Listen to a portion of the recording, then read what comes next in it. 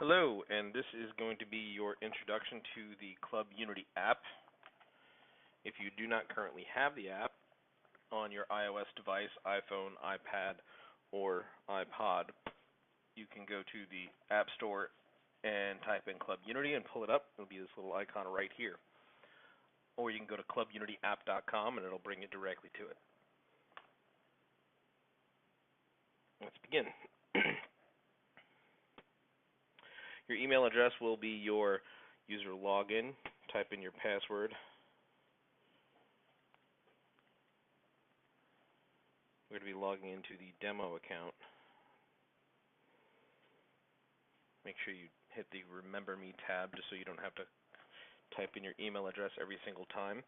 Every time the app opens, it brings you directly to the Reservation tab. If you look down here on the left-hand side of the device, you'll see the Reservation tab next to the Data, Guest, and Scan ID tab.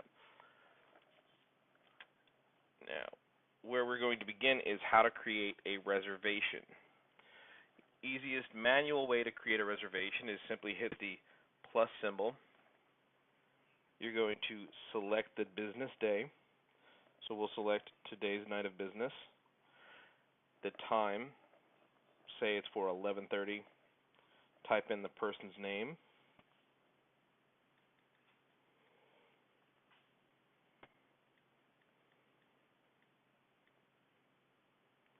How many guests are going to have with them.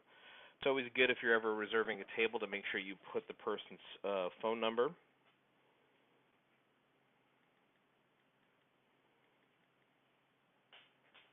If they're going to be getting a table, request one or however many tables it will be, simply by hitting the plus or minus arrows if you mess up. Let's say they have 4 guests, they're getting 1 table, and they're going to have 1 bottle. You hit reserve. If it is just a guest list edition, you do not put any tables selected, so you'd have 0 tables selected, and then that would just be a guest list ad. So we're going to put that table back on, hit reserve. It's going to say your reservation is saved. When you do a manual reservation, it's going to pull it up immediately after you create it, so you can have the chance to edit the details inside of it. Thus, being if you're a manager or a VIP host, you have the ability to assign the tables. Or if you are a server or a bartender or any of the sort to where, or a promoter, where you're going to be adding information regarding this reservation or this guest list ad, you're simply going to hit edit, and down here where you see a little notepad icon, just tap that. That's going to bring you to your notes area. To add a note each time, you're just going to hit the plus, and now you're going to have your character window pop up. It's as simple as adding all the details as far as what they're going to drink, if they're comped, if they are going to have reduced cover charge. There's so many different reasons that you could utilize this one function for.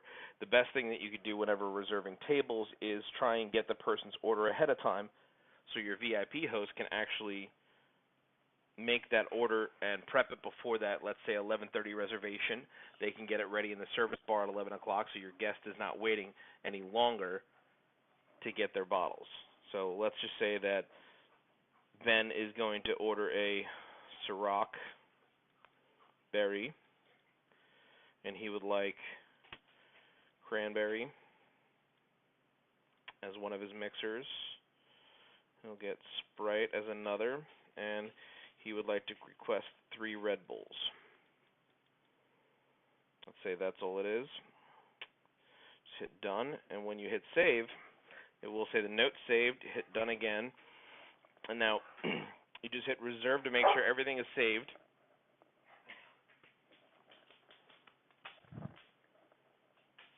Now, once you hit done, if you're just a regular employee, as far as anyone who doesn't have the signing capabilities, you just hit done. And then once you do that, refresh, and there's your reservation pops up right there. Now, management are going to be the ones in VIP hosts who have the ability to confirm your reservations, as you notice right here on the right where it says confirm and it says no. This means it is not confirmed yet. A manager has not approved that reservation or guest list ad.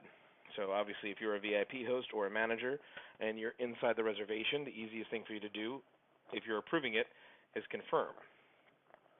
Now take notice down here on the bottom left-hand corner where it says door demo. This is where the employee who enters the reservation's name is going to be entered.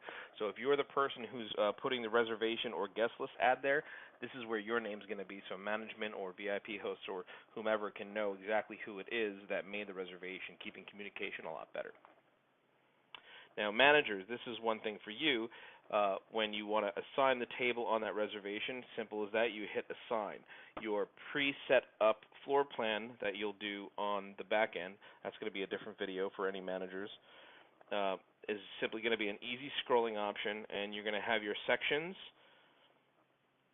the top, and then your table numbers below. It's simple as easy as just selecting, hitting saved. Now that reservation has a table saved. Simply hit done, and once you see there, refresh it. It's now confirmed to yes. You know that there's a note added for this reservation, and you know what table that person has reserved.